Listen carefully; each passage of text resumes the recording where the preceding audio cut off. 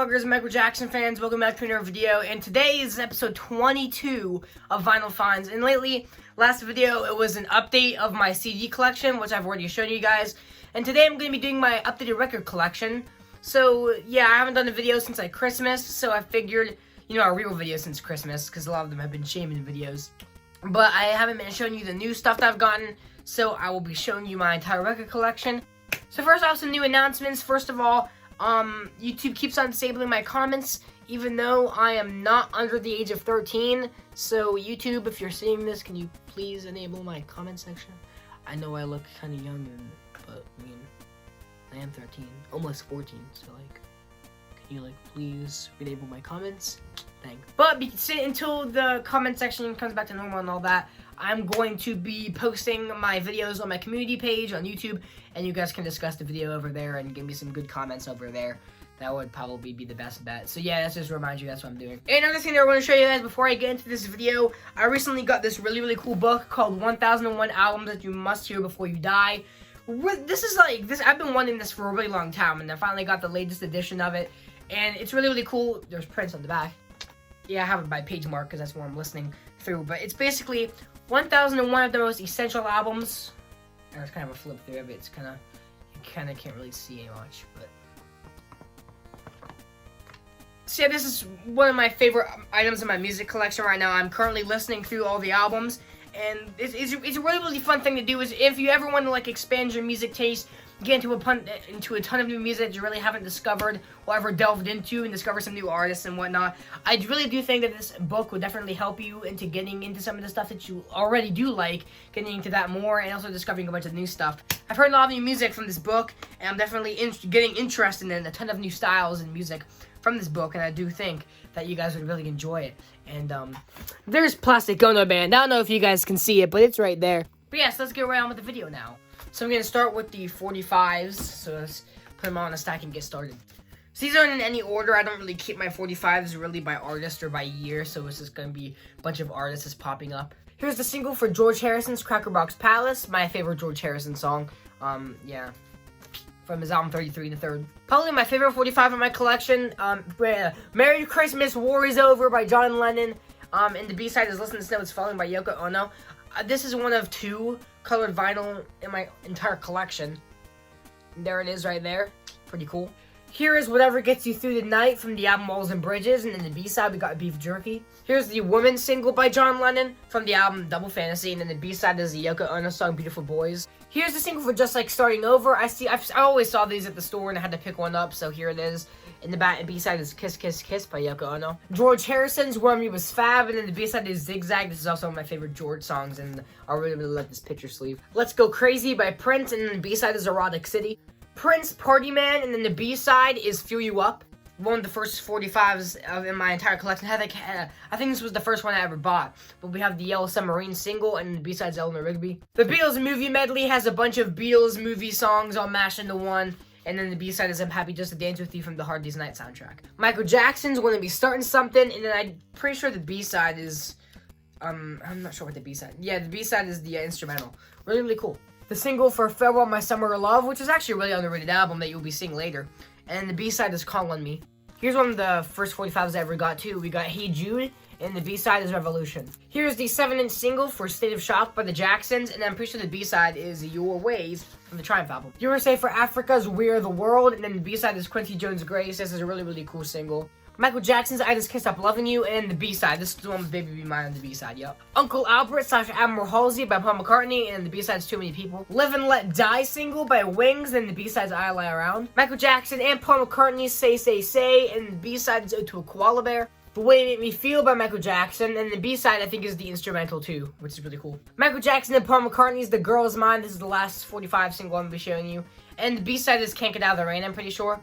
First single from Thriller, really cool. So yeah, those are all the 45s. Now let's move on to my 12-inch albums and singles. First off, we'll be starting with Beatles because these are all organized by artist and by year. So first I'm going to start with the Beatles, and this is my oldest album in my collection, The Beatles Something New, released in 1964. It's basically the American version of A Hard Day's Night. Really cool. Not my favorite. I really don't care for this collection that much, but it was something I didn't have, and I figured I'd pick it up. Beatles 6, the compilation again from the United States. This is one of my favorites by the United States at Beatles albums, definitely. Has some of my favorite Beatles tracks off of it. And me, being a really big Beatles for Sale stan, I just really love this album. The Beatles Revolver, this is the United States pressing, so it doesn't have 3 songs, but still really cool. And I don't really play it again because it's like not the full album, but it is really cool and this looks really nice, especially this back cover, really cool. One of my favorite records of my entire collection, the Beatles White Album. In original United States pressing, this has all the portraits and all the full poster, really cool. And it plays really good. I play this record all the time. Really good album. One of my favorite albums of all time. The Beatles Red and Blue albums from 1974, I think, is when these came out. Really cool. So Red Album, 1962 to 1966. Just basically all of the early Beatles stuff. So stuff like I Wanna Hold Your Hand, We Can Work It Out, all that stuff. And the Blue Album is 1967 and 1970, so everything from like Yellow Submarine to like Let It Be. Really good. The Beatles Love Songs compilation from 1977.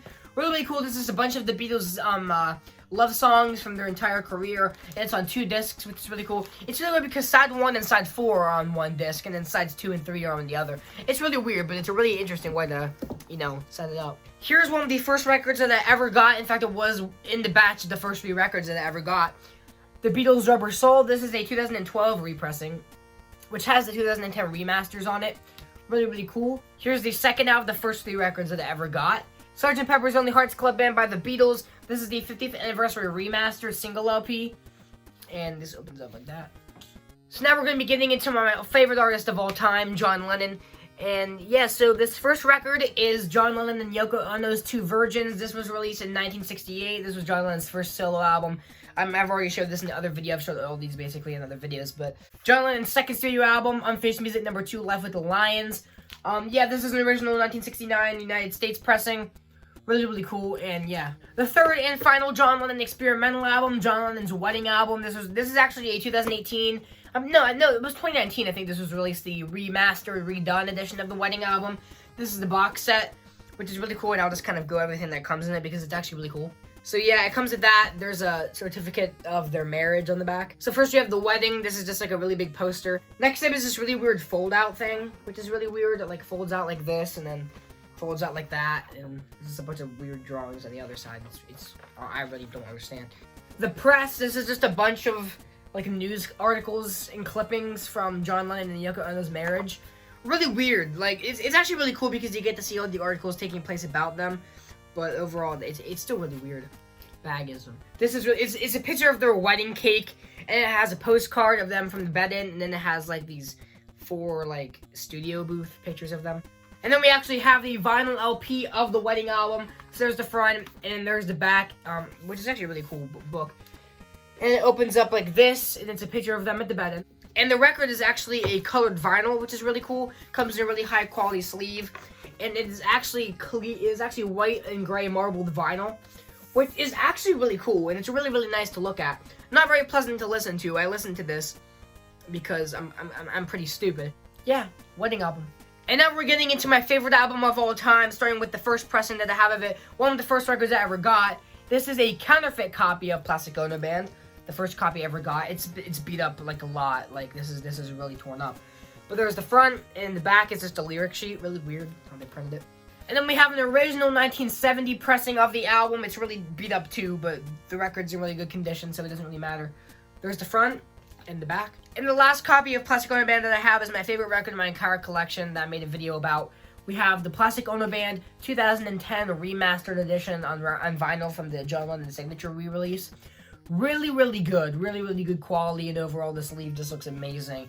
My favorite record in my entire collection. Next up, we got Imagine. This is the 2018 Ultimate Collection Stereo Mixes edition. So it has the first album completely remastered, and it has the second disc, which is a bunch of outtakes and stuff like that. And it also comes with the original poster and the 2 postcards, which is really cool. Really good LP. Next up is Sometime in New York City. This is from 1972, so this is an original 1972 pressing.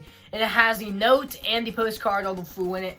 And it also has the 2 LPs, the first being the actual album and the second being the jam session. And finally, the last John Lennon album that I have on vinyl at the moment is John Lennon's Walls and Bridges, my second favorite John album from 1974, original pressing. Really cool album. It has the flaps to open from the front. You probably know it. Next up is my only George Harrison album in my collection. We have Dark Horse. I haven't listened to this in a while, but the last time I came back to it, I did thoroughly enjoy it. We got some albums from Macca here. Here is his first album, debut album, McCartney. Really, really good album. I came back to this recently for the 50th anniversary, and it's better than I remembered. Paul McCartney's Ram, probably my favorite release from him, either this or Wildlife. But this is the 2012. I think it was 2010 or 2012, I'm not entirely sure, but the Paul McCartney Archive Edition. So it has the first disc of the entire album remastered, and then it has a second disc with a bunch of B-sides and outtakes. Paul McCartney's Press to Play, 1986 or 1987, really bad album, but I bought it because it was there and I needed to buy it. And finally, Paul McCartney's newest release, 2018's Egypt Station, really, really good album, really, really good. I come back to this quite often, but it's the trifold, ones like that. Oh, you guys can see the third spot. There it is. We got a big chunk of these records, all this Michael Jackson and the Jacksons. So right here is Michael Jackson's first studio album, Off the Wall, from 1979. Great album. You really can't deny how great this album is. 1982's Thriller. This is a, 2015 pressing of Thriller. The picture disc of Thriller for the 25th anniversary of Thriller, and released in 2008. Really, really cool. There's the front and there's the back of the sleeve. Really, really cool, and they're one of my favorite records in my entire collection. Some young Michael Jackson stuff, which I love, always loved the young Michael Jackson stuff from like Solo era Motown. We have Pharoah, My Summer Love. This comes with the poster too. I found a copy that included the poster. Really, really interesting. They're really good. And then there's the back. And yeah, stuff like To Make My Father Proud. The title track, Pharoah, My Summer Love. This is a really underrated album, and a lot of people haven't heard it. So if you listen, if you're into like the Jackson 5 era, Michael Jackson, even like the Jackson stuff, listen to this and maybe pick up a CD or vinyl copy because it's really good. 1987, you got the Michael Jackson Bad single. This is the single of the Bad song, so it has a bunch of remixes and then the instrumental and the acapella.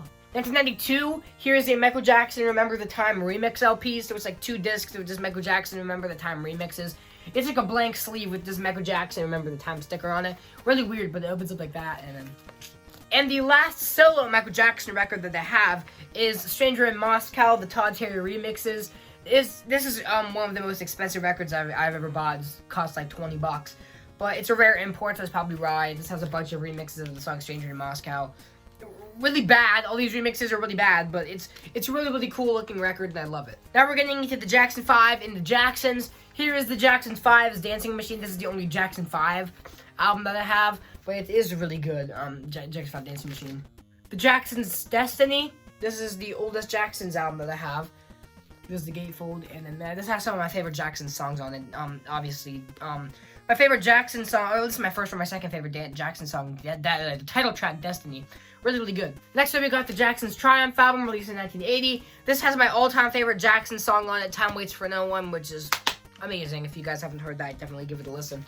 So here's one of the first 2 copies of Victory that I own. Here's the first one, the Jackson's Victory from 1984. Here's the front and the back. And yeah, this is the first one that I got. Really cool.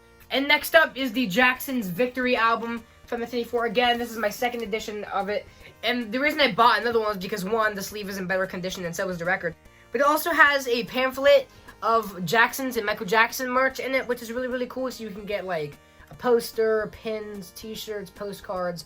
Really, really cool everything. And there's, like, an order form, which is really, really cool. And coming from the Victory album, we have the 12-inch single of State of Shock. I think the front side is a remix of it, and then the B-side, I think, is the instrumental. Got some Prince albums here. Here is Prince's biggest album of all time, Purple Rain. Really, really cool. And obviously one of my favorite Prince songs of all time is on here, Purple Rain. Prince's single for Kiss, and the B-side is Lover Money. And this is an extended re-release version. So the front side is an extended version of Kiss, and the B-side is an extended version of Lover Money. Here's a re-release version of the Prince Sound of the Time single from the song came out in 1987, but I think the record came out, this was released in like 2015, 2016, I'm not entirely sure, but it's a recent re-release. Really, really cool. And then we have the newest Prince album released as of now. We have Prince's Originals, released in 2019.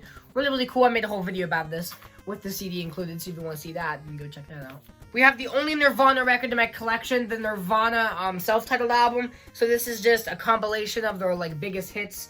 So this has stuff like Smells Like Teen Spirit, Lithium, Come As You Are, Heart-Shaped Box, Rate Me, Dumb, Man Who Sold the World, all those are on here. And it also has one of my favorite Nirvana songs on it, You Know You're Right. So if you want to get into Nirvana and you don't know where to start, I definitely recommend listening to this.